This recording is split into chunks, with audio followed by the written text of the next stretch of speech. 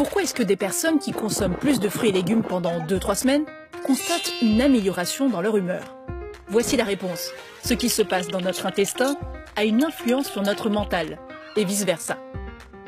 D'ailleurs, les personnes atteintes de troubles digestifs ont plus de risques de développer une dépression. En effet, notre tube digestif est colonisé par des milliards de bactéries. Elles constituent ce qu'on appelle notre microbiote intestinal. C'est un peu comme un deuxième cerveau qui va servir de principal conseiller à notre premier cerveau. Hé, l'intestin, ça va? Pas très bien, et toi, ça va? Ouais, finalement, moi non plus, ça va pas trop. Et voilà comment ça se manifeste dans la vie.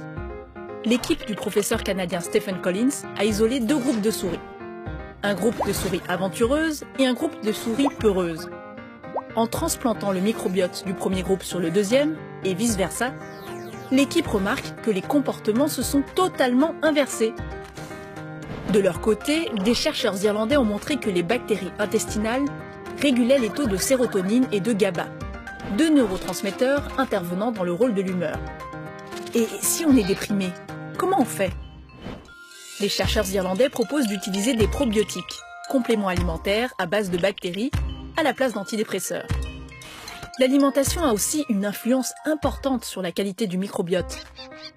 Mais il y a alimentation et alimentation. Les chips ou le chocolat activent des circuits de récompense très vieux, du temps où il fallait faire beaucoup de réserves de gras. Mais ça reste bénéfique sur le court terme seulement.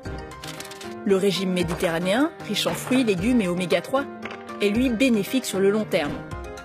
Mais attention, la dépression reste multifactorielle. L'aliment à lui seul ne guérit pas. Mais ça vaut le coup d'expérimenter avec son intestin pour voir si on va mieux.